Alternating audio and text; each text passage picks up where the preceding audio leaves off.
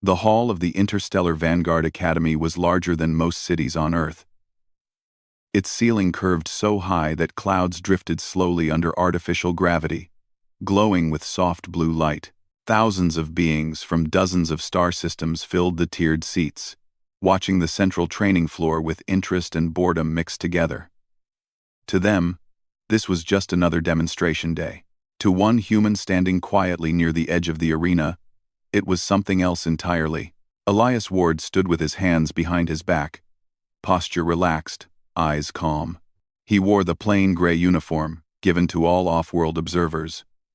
No rank symbols, no decorations, just fabric and function. Around him, alien cadets trained in groups, their movements sharp and confident. Some had armored skin, others glowing eyes or extra limbs. They laughed loudly as they trained, full of pride. Humans were new here. Too new. Most of the galaxy believed humans had joined the wider civilization by luck, not ability. Earth was labeled a Class 3 survival world. Dangerous, but unimpressive. Its people were said to be clever, yes, but physically weak, emotional, short-lived, good workers, poor warriors. That belief was about to be tested. A ripple of excitement moved through the crowd as Princess Kalira of the Virex Dominion stepped onto the arena floor. She was tall, her silver-blue skin patterned with faint natural markings that glowed when she moved. Her presence alone demanded attention. She was royalty, a prodigy, and undefeated in every public trial she had ever accepted. The instructors bowed, the cadets straightened. Kalira smiled, enjoying it. Her sharp eyes scanned the arena, then paused on the lone human standing still at the edge. He was not watching her directly. Instead, he observed the arena itself, as if measuring it. That annoyed her. "Is that all?" she said loudly, her voice amplified across the hall. "That is the human representative?" Laughter rippled through the stands. Elias lifted his gaze slowly. He met her eyes, not with challenge, but with polite attention. Kalira walked closer, her boots clicking against the polished floor. "I was told humans were curious creatures," she said. "Yet this one hides at the edge like prey." More laughter. One instructor shifted uncomfortably. "Princess, he is an observer, not..." Kalira raised a hand, silencing him. "Observer or not, he represents his species here." She stopped a few steps away from Elias, looking down slightly. "Tell me, human, how long do you think you would last against a real trial?" Elias considered her question. "That depends on the trial," he said calmly. His accent was strange to many ears, soft, even. The crowd quieted a little. Kalira narrowed her eyes. "Confidence from weakness is amusing," she said. "I would break you in under a minute." The words echoed through the hall. Elias did not react. "If that is what you believe," he replied. A murmur spread. The princess smiled wider. "Good," she said. "Then let us test it." Before the instructors could protest, Kalira turned and raised her voice. "I challenge the human to a standard endurance confrontation. 1 minute. No weapons. No enhancements. If he falls, humans will know their place." The crowd erupted in cheers. Elias felt dozens of eyes on him now. He knew this moment had been coming eventually. Humanity's observers had been warned. Do not provoke. Do not compete. Do not reveal too much. But he also knew something else. Avoidance only fed contempt. He nodded once. "I accept." Gasps followed. Some instructors whispered urgently. A few alien cadets stared in disbelief. Humans were not expected to accept challenges. They were expected to fail quietly. Kalira laughed softly. "Very well," she said. "I will make this quick." The arena floor shifted, forming a circular field. Invisible barriers rose around it. The air thickened slightly as gravity adjusted to a neutral galactic standard heavier than Earth's. Elias stepped onto the field. He felt the familiar pull immediately. Heavier than home, but not unbearable. He adjusted his stance without thinking. Kalira rolled her shoulders. Her species evolved under stronger gravity than Earth. This was her comfort zone. A countdown appeared in the air above them. 60 seconds. When the timer started, Kalira moved instantly. She did not strike. Instead, she advanced with controlled pressure. Her presence itself a weapon. Her species used dominance displays that overwhelmed weaker minds and bodies. Most challengers collapsed from stress before physical contact even happened. Elias felt it, the weight, the pressure, the intent pushing against him like a wall. He breathed in, slow, deep. He had felt worse. On Earth, stress was constant. Noise, danger, uncertainty. Humans learned early how to keep moving while afraid. Kalira's eyes flickered with surprise as the human did not retreat. He shifted his feet slightly, grounding himself. 10 seconds passed. She increased the pressure, stepping closer, forcing him back a single step. The crowd cheered. Elias adjusted again, turning his body just enough to redirect the force. His muscles strained, but his face remained calm. 20 seconds. Kalira frowned. This was wrong. Humans were supposed to fold. She added motion now, quick feints, sudden shifts, meant to confuse balance and timing. Elias watched her shoulders, not her hands. He remembered training simulations, disaster response drills, crowd control situations back home. Chaos was familiar. 30 seconds. The laughter was gone. Some cadets leaned forward. Instructors checked their instruments, wondering if something was malfunctioning. Kalira's glow brightened slightly as she pushed harder. Her pride now involved. She expected to feel fear from him. She felt none. Elias's breathing stayed even. His heart rate rose, but his focus sharpened. Pain existed, yes, but pain was information, not a command. 40 seconds. A bead of sweat rolled down his temple. Gravity pulled at his joints. Still, he did not fall. Kalira stepped in close now, towering over him, eyes burning. "Why are you still standing?" she demanded quietly. Elias looked up at her. "Because 1 minute is not very long," he said. 50 seconds. A hush fell over the arena. The timer ticked down, loud as thunder. Kalira made one final push, pouring everything into the pressure field. The air seemed to tremble. Elias bent slightly at the knees but did not collapse. He held. He endured. 60 seconds. The timer vanished. The field shut down. Silence filled the hall. Kalira stepped back slowly, disbelief on her face. Elias straightened, rolling his shoulders once, then returned to a neutral stance. The human was still standing. Thousands of eyes stared at him, not laughing now, but wondering. Elias met their gaze calmly, unaware that this single minute had just changed how the galaxy would see humanity forever. The silence after the trial lasted longer than anyone expected. In the Interstellar Vanguard Academy, silence was rare. There was always noise machines humming, cadets talking, instructors giving orders, but now, thousands of beings sat without a sound. Their attention fixed on the human standing calmly at the center of the arena. Princess Kalira was the first to move. She stepped back, her expression controlled, but her glowing skin had dimmed slightly. To her people, that glow was a sign of confidence. Its fading did not go unnoticed. The head instructor finally cleared his throat. "The endurance confrontation is concluded," he announced. "The human has passed." A wave of whispers spread through the hall. Passed. Not survived. Not endured by chance. Passed. Elias Ward stepped off the field, his legs heavy but steady. He felt the weight of the moment, though he showed none of it. He had not come here to make a statement, but statements, he knew, were sometimes unavoidable. Kalira watched him closely. This was not how the story was supposed to go. She had expected laughter, applause, confirmation of what the galaxy already believed. Instead, doubt had entered the room. "That was a simple trial," she said loudly, her voice sharp enough to cut through the murmurs. "Endurance alone proves nothing." Some cadets nodded eagerly, grateful for a familiar tone. Kalira turned to the instructors. "I request a second test. A cognitive combat evaluation. Strategy. Prediction. Decision under pressure." The instructors hesitated. That test was rarely offered to outsiders. The head instructor glanced at Elias. "Human observer," he said carefully. "You are not required to continue." Elias met his eyes.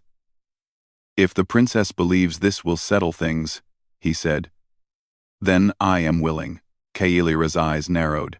She was no longer amused. She was determined. "Good," she said, "because this time, you will fail." The arena shifted again, reshaping into a complex holographic battlefield. Floating structures, moving platforms, shifting light. The cognitive combat evaluation was designed to overwhelm the mind, not the body. Elias studied the environment quietly. He did not ask questions. He did not boast. That, more than anything, unsettled Kaelira. They took their positions on opposite sides of the field. Above them, symbols appeared: rules, conditions, objectives, survive, adapt, outthink. The test began. At first, Kaelira dominated. She moved with confidence, predicting patterns before they fully formed. Her species excelled at high-speed processing. She navigated the shifting terrain with ease, setting traps, closing routes, forcing her opponent into disadvantage. The crowd relaxed. This was familiar.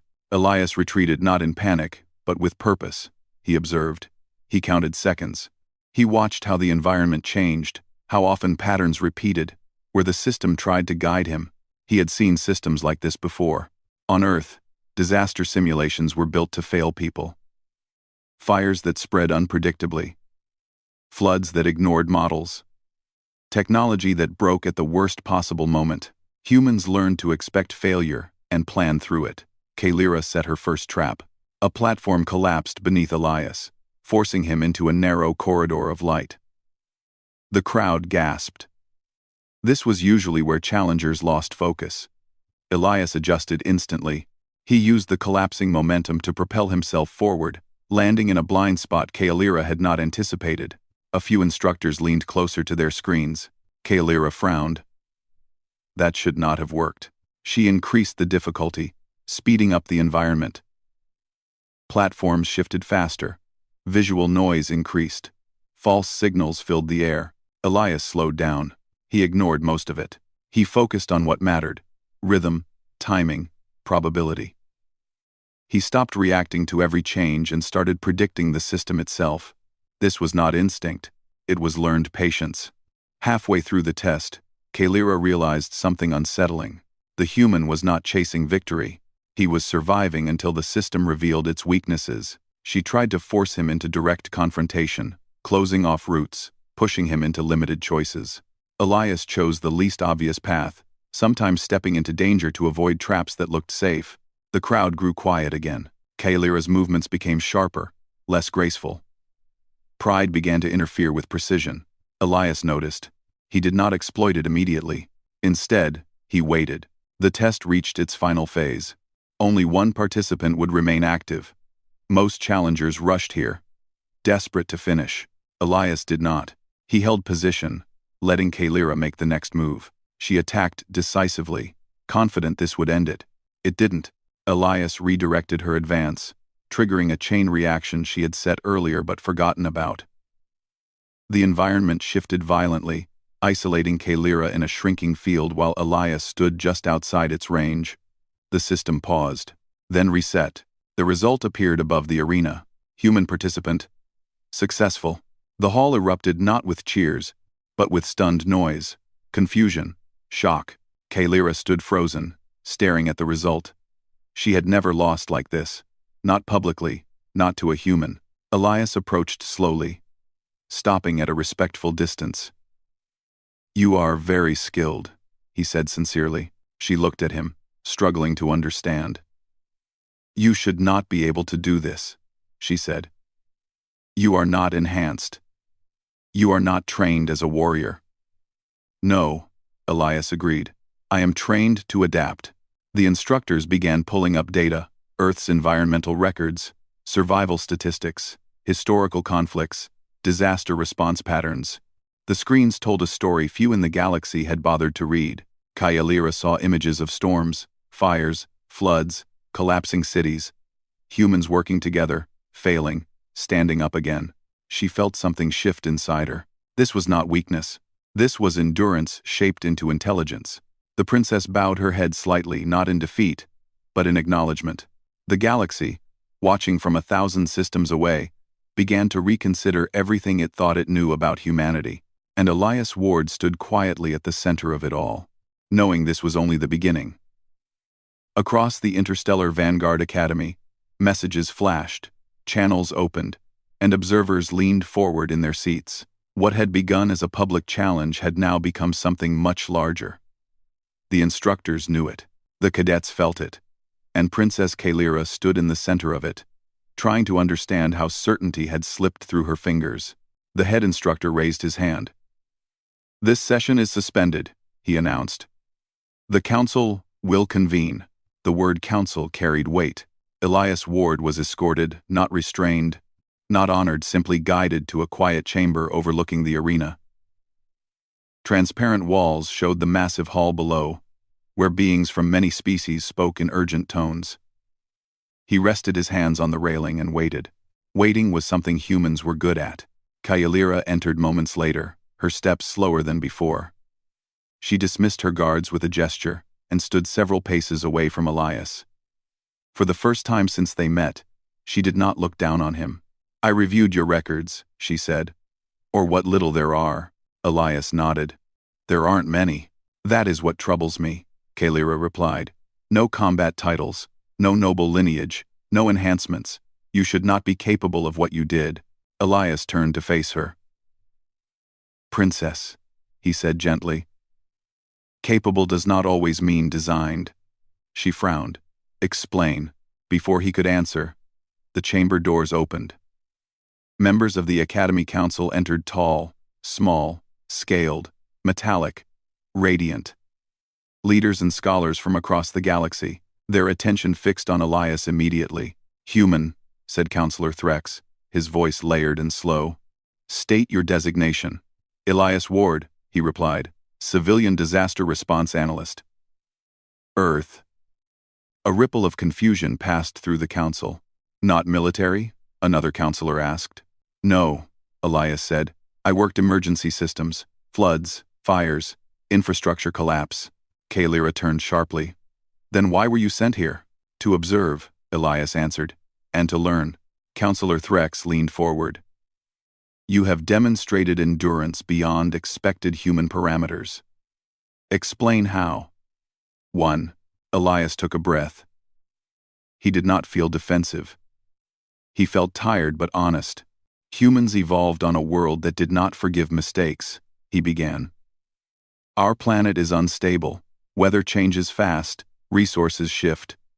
Predators existed everywhere. Even the ground could fail." Screens around the chamber flickered to life, showing earth storms tearing coastlines, earthquakes splitting cities, fires racing across forests. "We did not become strong because we wanted to," Elias continued. "We became strong because stopping meant dying." Kaelira watched the images closely. She had seen data before, but never like this.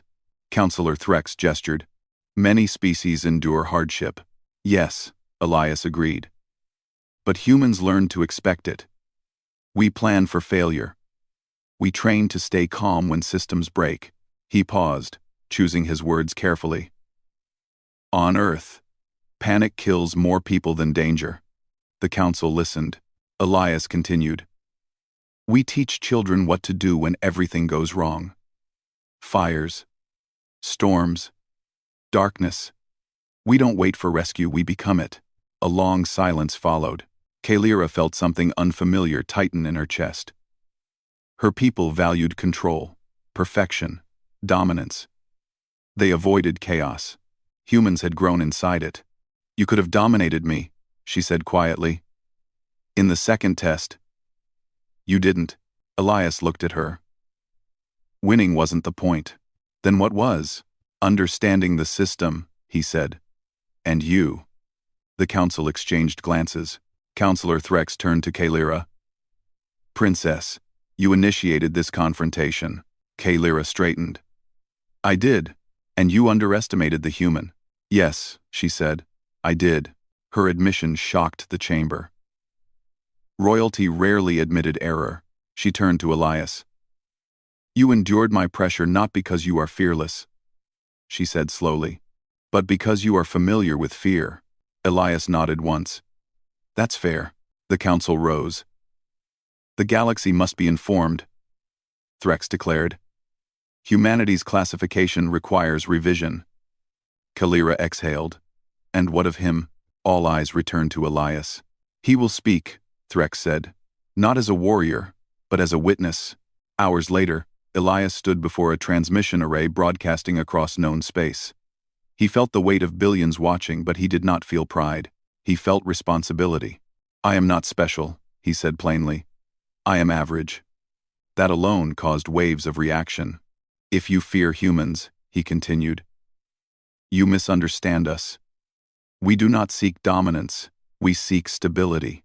Images of Earth appeared again, humans rebuilding after disaster, helping one another, adapting. "We learned cooperation because no one survives alone," Elias said.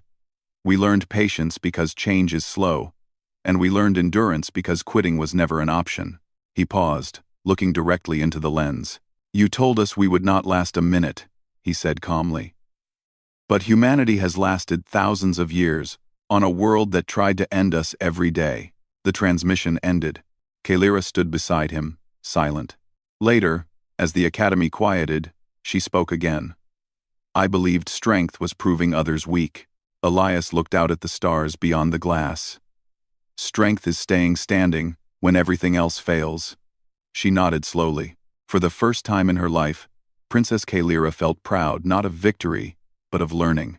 And across the galaxy, a new truth settled in. Humans were not fragile. They were forged. The change did not happen all at once.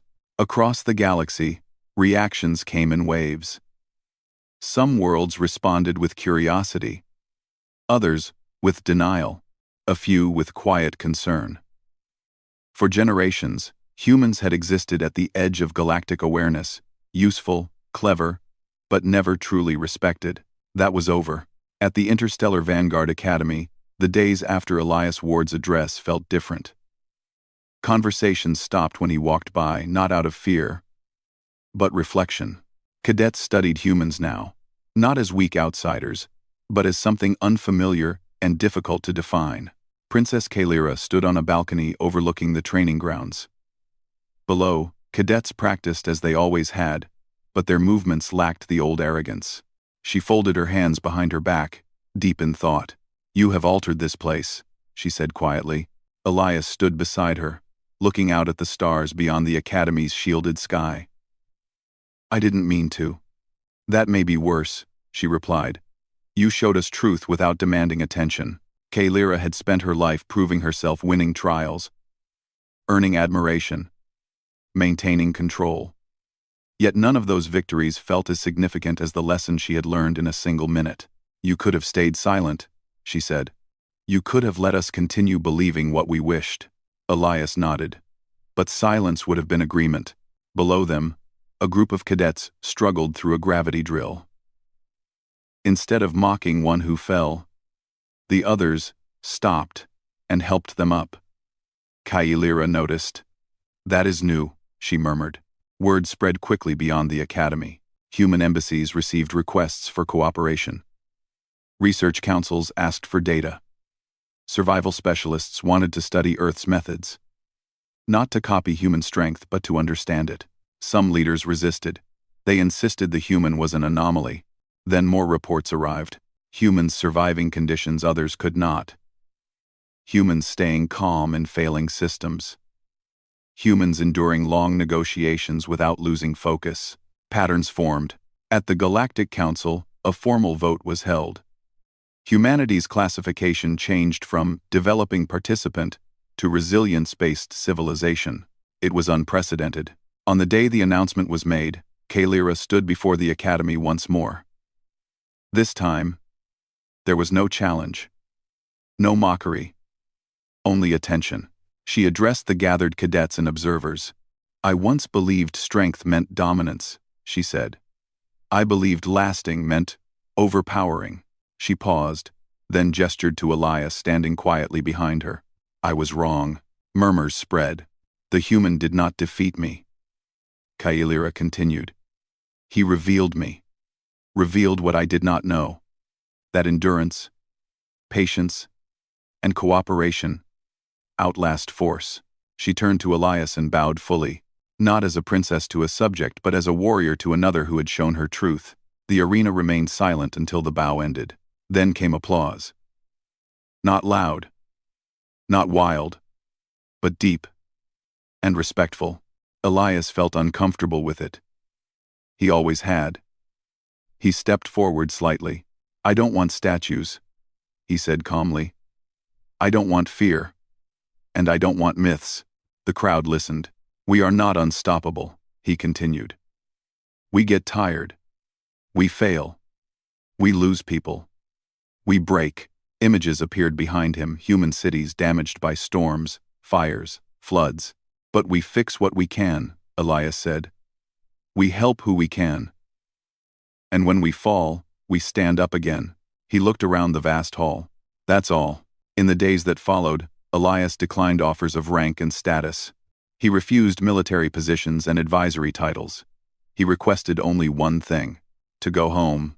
Before his departure, Kailira met him one last time in the quiet chamber overlooking the stars. I used to believe ruling meant standing above others, she said. Now I believe it means standing with them. Elias smiled faintly. That's a good lesson. She studied him.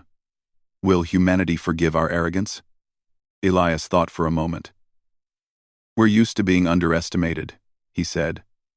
Forgiveness comes easier when survival depends on cooperation. Kailira nodded.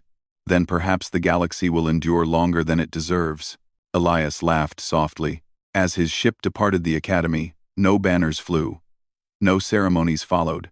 Just a quiet launch into the star-filled dark. Back on Earth, life continued as it always had. Storms still formed. Cities still struggled. People still argued, failed, and rebuilt. But something had changed. Humanity was no longer alone in the galaxy, not because they were feared, but because they were understood. And across distant worlds, when systems failed and pressure rose, instructors taught a new concept alongside strength and speed: endurance. They spoke of a quiet human who stood through a minute meant to break him, and in doing so, showed the galaxy what lasting truly meant. Humanity had not conquered the stars. They had survived long enough to reach them. And that, the galaxy finally understood, was the greatest strength of all.